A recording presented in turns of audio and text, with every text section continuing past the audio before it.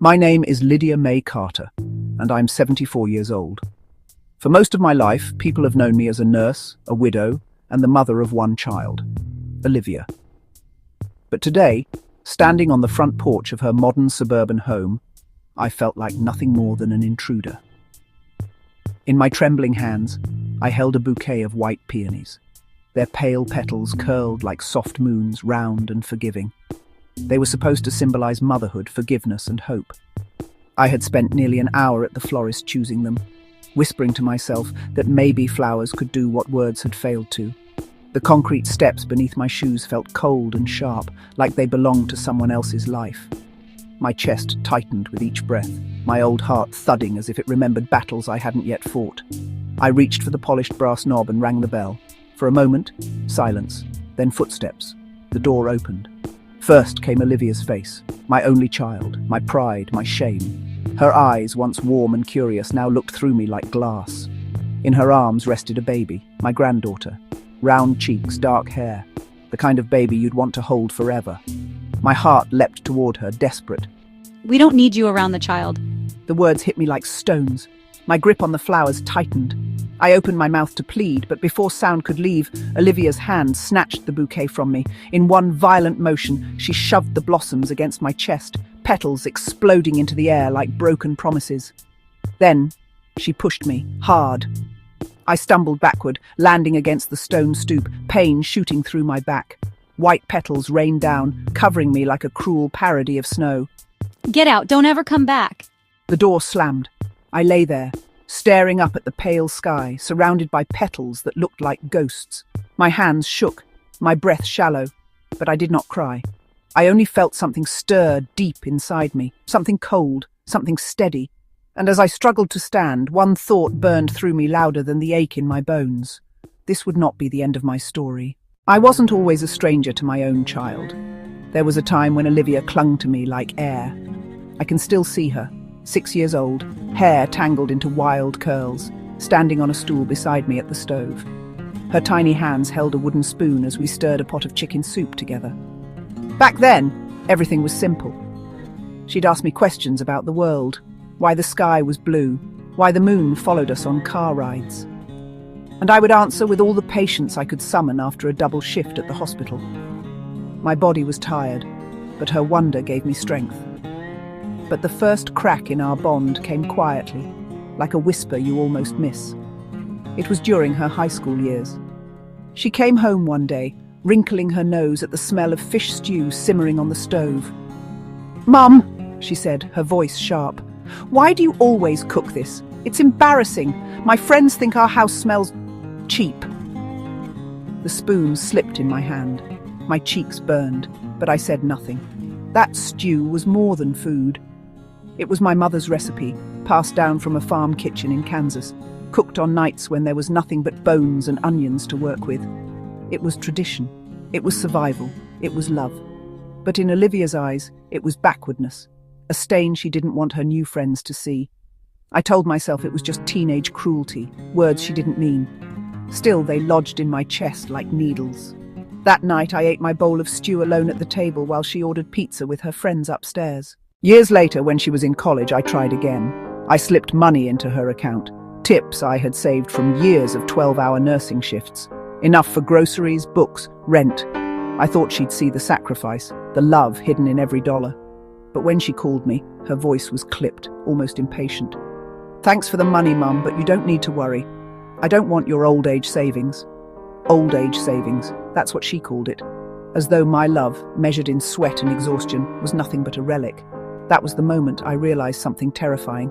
I was raising a daughter who wanted to erase me, and yet I couldn't stop loving her. Not then, not ever. By the time Olivia graduated from college, I thought maybe the distance between us was just a phase. Children push away, I told myself, only to circle back when life teaches them what truly matters. But life didn't bring her back to me. It carried her further away. When she met Thomas, her future husband, she seemed transformed. He came from money. His family ran a real estate firm, the kind that held cocktail parties with linen napkins and glasses of champagne that cost more than a week's worth of my groceries. Olivia slipped into that world like she'd been waiting for it all along. The clothes changed first. She traded thrift store sweaters for sleek blazers, her ponytail for salon curls. Then her speech. Words like refined, prestige, and elegance began to drip from her lips, as though ordinary life was a sickness she had cured. And me? I was the symptom she wanted to erase. The wedding was the clearest sign. I remember standing outside the church bathroom, clutching the dress she had asked me to wear, navy blue, plain, respectable. It wasn't ugly, but it wasn't me either.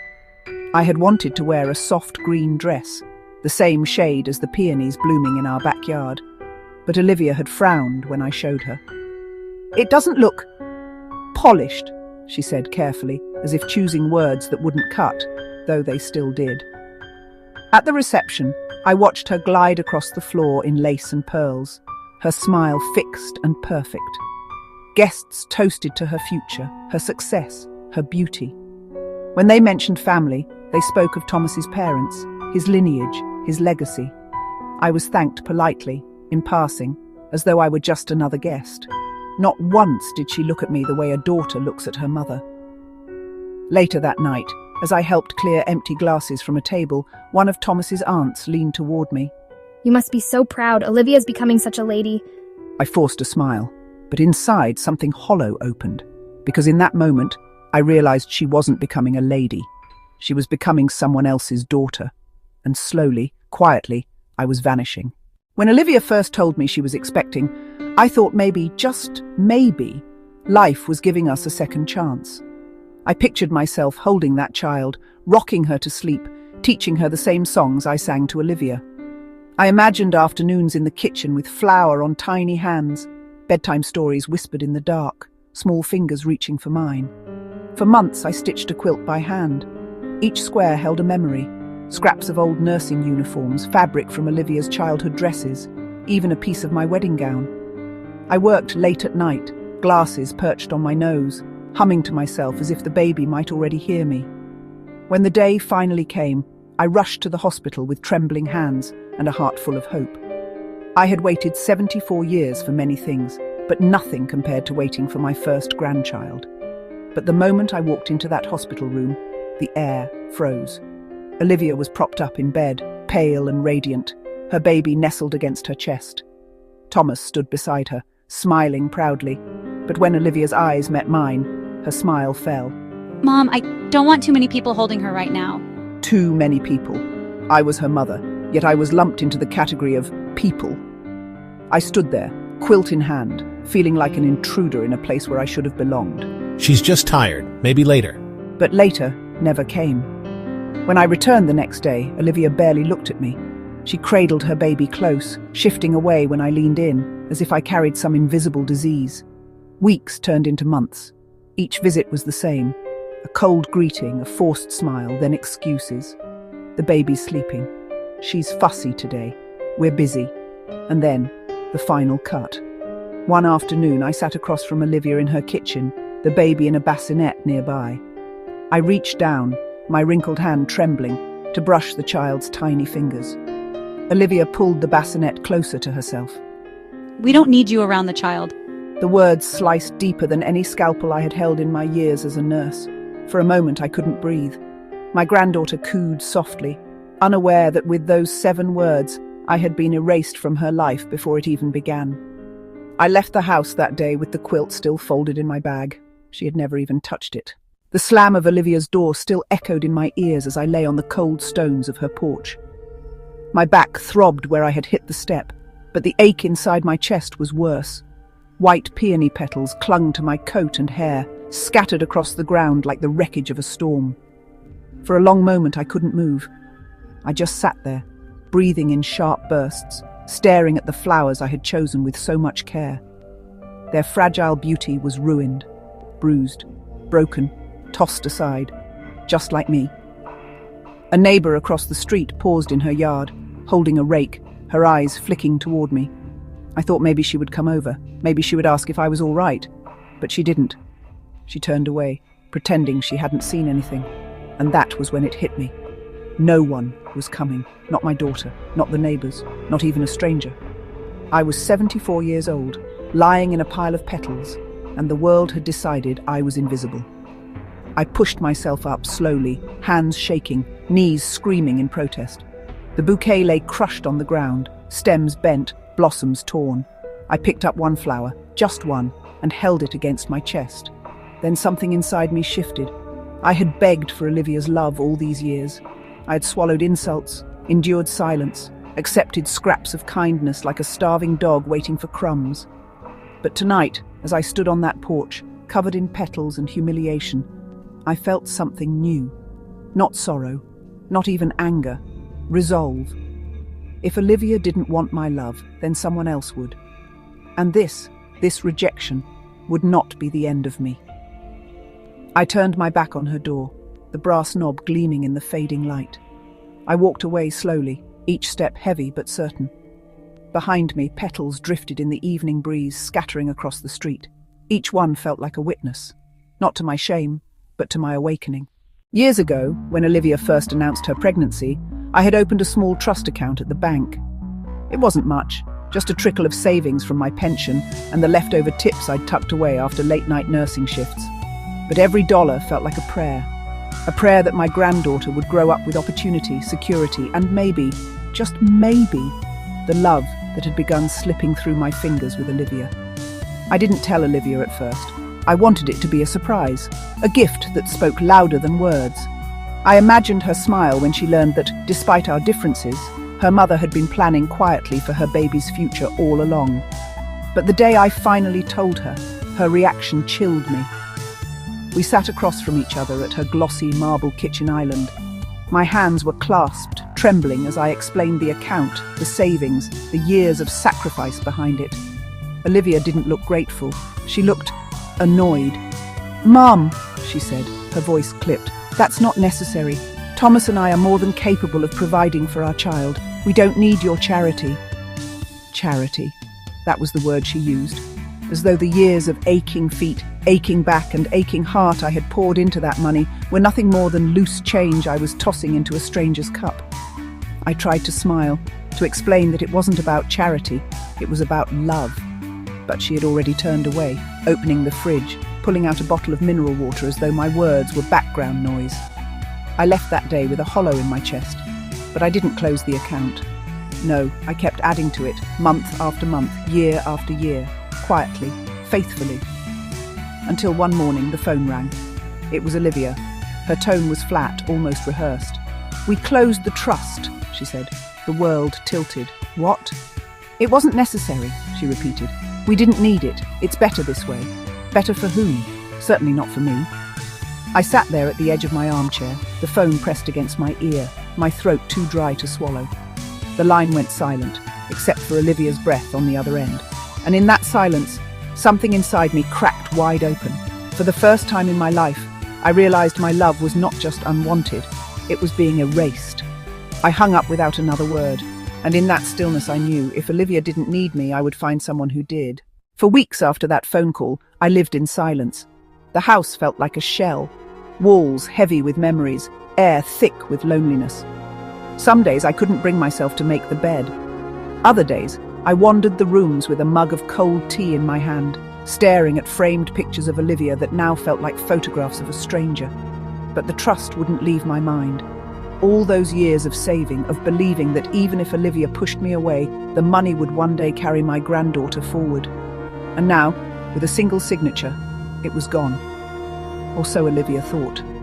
One morning I sat at my kitchen table, the same table where I'd once helped Olivia with her school projects. Papers lay scattered in front of me, letters, applications, thank you notes from charities I'd supported in the past. As I shuffled through them, a thought whispered into my mind. If Olivia didn't need me, someone else would. I opened my laptop and drafted an email to a small foundation I'd donated to before. A program for young women who had lost their parents but dreamed of becoming doctors. My hands shook as I typed.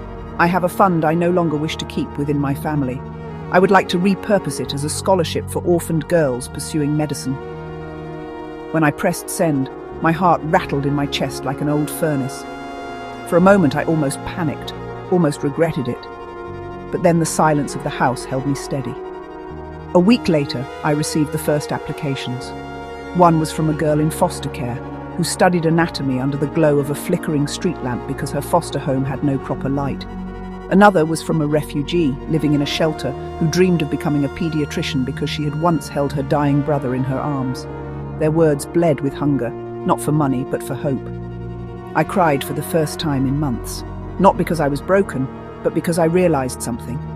Olivia had closed a door, but in doing so, she had opened 1,000 others. That evening, I wrote a short letter to her. I did not beg, and I did not explain.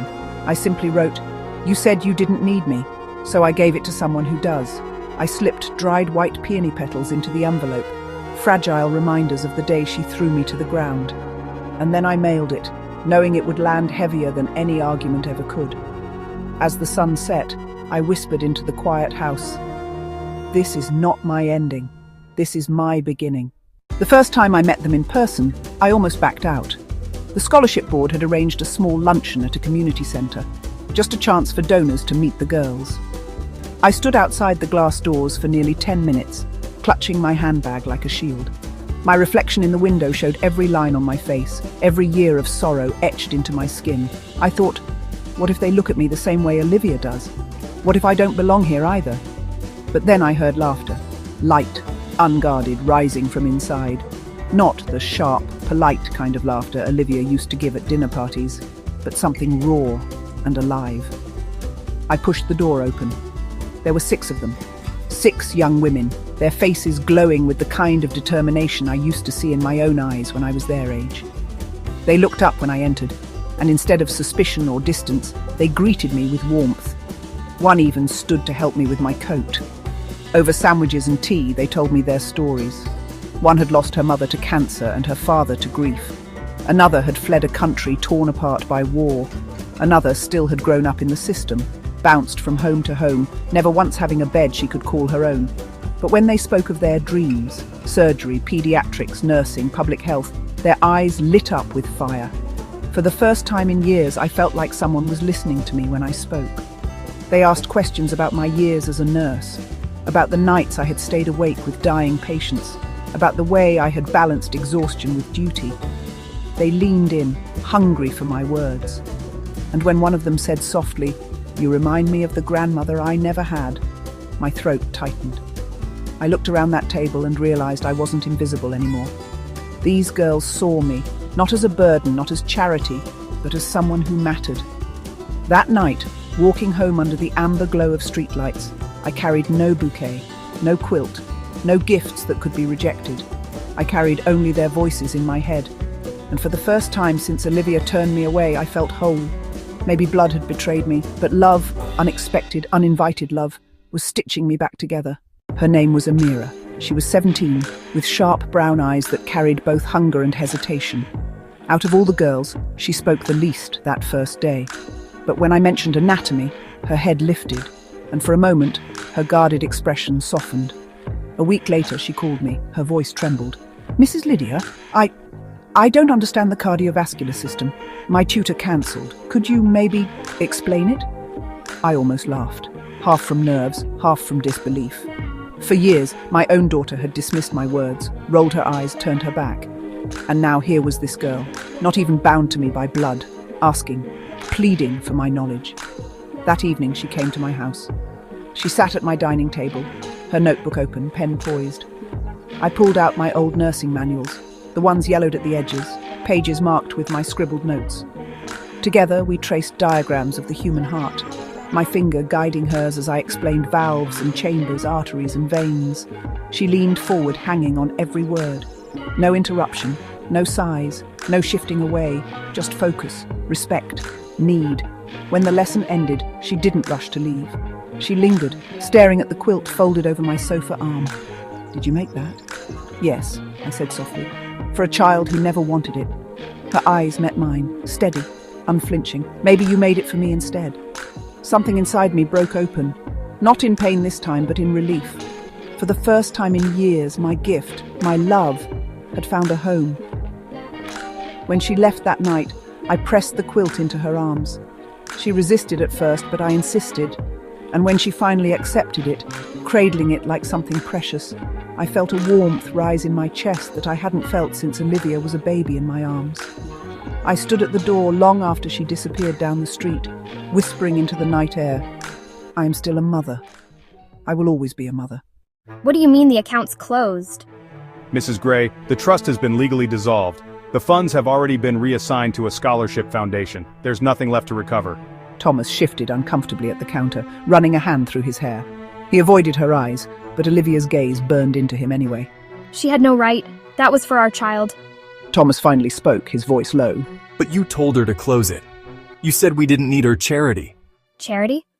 That was supposed to be an inheritance, a safety net. And now she's just, what? Given it away to strangers? Strangers. That word echoed, sharp and bitter. But in her chest, a flicker of something twisted, a shadow of doubt, a memory of peony petals on the porch, of her mother's shaking hands clutching a bouquet. Thomas looked at her carefully. Olivia, maybe she didn't see them as strangers. Maybe she just gave her love somewhere it was wanted. Olivia froze, her mouth tightening. For a heartbeat, her defenses wavered. Then she turned away, her voice cold as stone. She had no right. But deep down, though she would never admit it aloud, the words struck her like a needle to the vein. Because for the first time, she wasn't the one discarding her mother. This time, her mother had walked away from her. By the time spring arrived, my house had transformed. Not in paint or furniture, but in the sound of laughter and conversation. The dining room table, once silent and lonely, now groaned under textbooks, notebooks, and bowls of snacks. The walls, lined with old family photos, were accompanied by sketches, science charts, and handmade thank you cards. Every Thursday, a different girl would arrive. Amira, Renee, Marisol, Kira, and together we would tackle homework, practice medical terminology, or just sit and talk about life. I learned each of their stories like precious threads, weaving them together into a tapestry of resilience and hope. One afternoon, while we were reviewing anatomy diagrams, Renee raised her hand. Miss Lydia, can you show me how to take a patient's pulse the right way? I smiled, kneeling beside her. Of course, sweetheart. The patient is the center of everything. Always remember that. As I guided her hands over the mannequin's wrist, I felt a warmth I hadn't felt in decades. It wasn't just pride, it was redemption. Each girl I taught, each life I touched, reminded me that love, when uninvited, need not vanish. It can bloom elsewhere, stronger than before. After the lesson, we sat in the backyard, the garden bursting with tulips and daisies. I handed out cups of iced tea, and we laughed as Marisol tripped over the hose, sending a splash of water onto Amira's notebook. No one scolded, no one cried. We just laughed together, tangled in chaos and light. For the first time since Olivia shut her door, I didn't feel the ache of loss.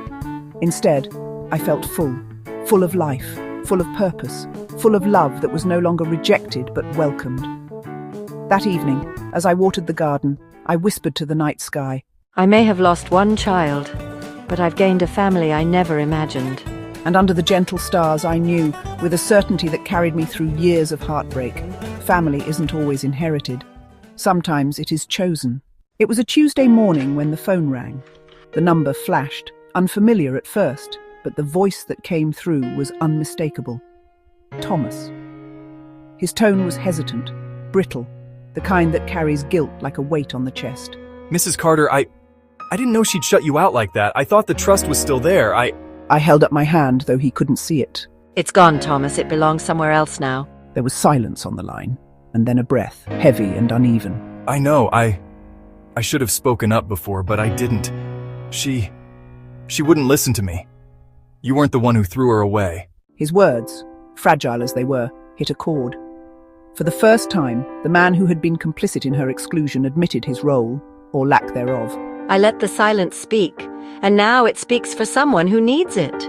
Thomas swallowed hard, the pause stretching long enough to hold the weight of regret. I'm sorry. Not as forgiveness, not as reconciliation, but as acknowledgement. It was enough for him, and enough for me. For a few minutes we spoke quietly, thoughtfully. He asked if I might reconsider, if there was a way for me to see my granddaughter. I said nothing. Silence has a clarity words often lack. When the call ended, I sat back in my chair, the morning light spilling across my quilt and my papers. I had not lost anything. I'd gained clarity. I'd gained purpose. And in that stillness, I realized something remarkable. Sometimes, The ones who shut us out the most teach us the greatest lesson of all, how to bloom in the spaces they left behind. It started with an email from the Scholarship Foundation, a small local newsletter highlighting the first class of recipients. I hadn't expected it to make much noise, just a mention, a quiet celebration of the girls' achievements. But by the next morning, my phone rang. Calls from reporters, foundation partners, even a few alumni who wanted to contribute. The Lydia M. Carter Fund for Women in Medicine was no longer small. It was growing, quietly, but with unstoppable momentum. And then came the whispers. At a nearby hospital, a nurse mentioned the story. In the city council office, an intern forwarded a link. Even social media picked it up. Shares, likes, comments celebrating a woman who had turned personal heartbreak into empowerment. Somewhere, I imagined Olivia reading it. I imagined her tightening her jaw, staring at her computer screen, realizing that the trust she had closed, the money she had dismissed, had found life without her. Thomas called that evening. His voice was tentative, hesitant. Olivia, she saw the story, he said. She's upset, angry, maybe even embarrassed. She didn't expect this. I said nothing. Why would I? The story didn't need me to comment. It was my voice, my choice, my quiet victory. Later, I went to the community center. The girls were buzzing with excitement over the recognition. Amira showed me an email from a physician offering mentorship. Renee had a scholarship offer from another foundation. Marisol's foster family had arranged additional tutoring. I looked around the room, and a strange warmth filled me. Olivia had shut me out, tried to erase me. But here I was, surrounded by girls who needed me, who listened, who valued my guidance. And I realized, sometimes the world closes a door to teach you which windows to open. Sometimes rejection is not an ending, but a beginning. And sometimes the family you build quietly, deliberately, is the one that lasts forever. By summer, my house had changed in ways I could never have imagined. The walls no longer echoed with solitude. They hummed with energy, laughter and purpose. My kitchen smelled of soup and bread. My dining table groaned under textbooks, medical journals and half-finished sketches of anatomy. The garden in the backyard bloomed brighter than ever, tended not just by me, but by Amira, Renee, Marisol and Kira. I had become their mentor, their confidant, their surrogate grandmother. Every Thursday we worked together, sometimes in study, sometimes in life lessons. I shared stories of my years as a nurse, tales of exhaustion, resilience, heartbreak and triumph. They listened, eyes wide, occasionally laughing, sometimes tearing up. One evening, as we sat on the porch after a long day of tutoring, Amira asked, Miss Lydia, do you ever wish Olivia had stayed? I looked out at the garden, the sun dipping low behind the trees. The petals of the roses I had planted months before glowed in the golden light. No, I said finally, I don't wish it, because what we have here, is real. This love, this connection, it wasn't inherited, it was chosen. Renee leaned against my shoulder. Marisol offered a hand on mine. The bond we shared was quiet but fierce, born not of blood, but of trust, need, and acceptance. For the first time in decades, I felt my heart truly open. The years of being cast aside, of rejection, of shattered hopes. Each one had led me to this. I had lost a daughter's love, yes, but I had gained a family of hearts, lives intertwined with mine in ways Olivia could never sever. That night, I wrote in my journal. They expected me to fade, but I've never glowed brighter. And as I closed the book, I realized the truth I had discovered. Legacy is not in what we leave behind for those who reject us. It is in what we give to those who embrace us, in the lives we touch, and in the hope we plant that will grow long after we are gone. The scholarship letters kept arriving, one after another, each envelope a story, each story a life transformed. I had come to know each girl's dreams, struggles and quiet courage. They reminded me of the Olivia I once knew, curious, fearless, full of wonder. Only now I could guide them without the pain of rejection. One morning, I walked through the community center, the air buzzing with ambition and hope.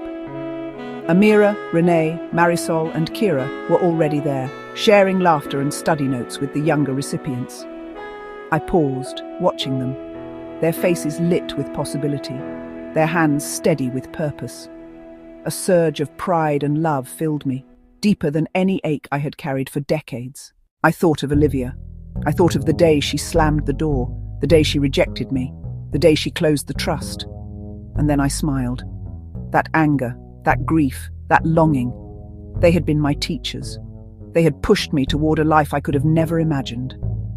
I went to my desk and penned a final note, not for Olivia, not for anyone, but for myself. Love, when rejected, does not vanish. It transforms. It finds soil that will nurture it. It blooms where it is wanted. The girls came to me later, hands full of flowers from the garden, roses, daisies, tulips.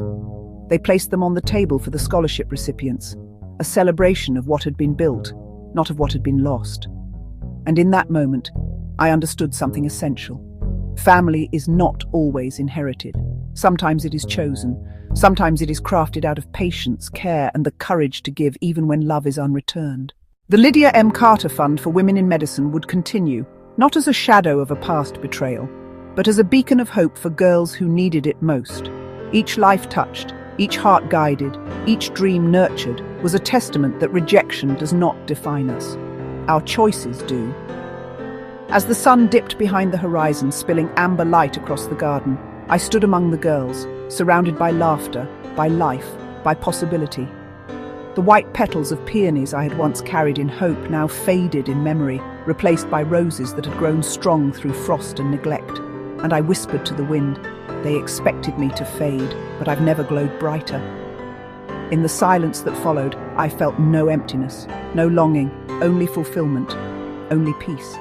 Only the quiet, unstoppable bloom of a life lived on purpose. The story of loss, betrayal, and rejection had ended, not with bitterness, but with beauty.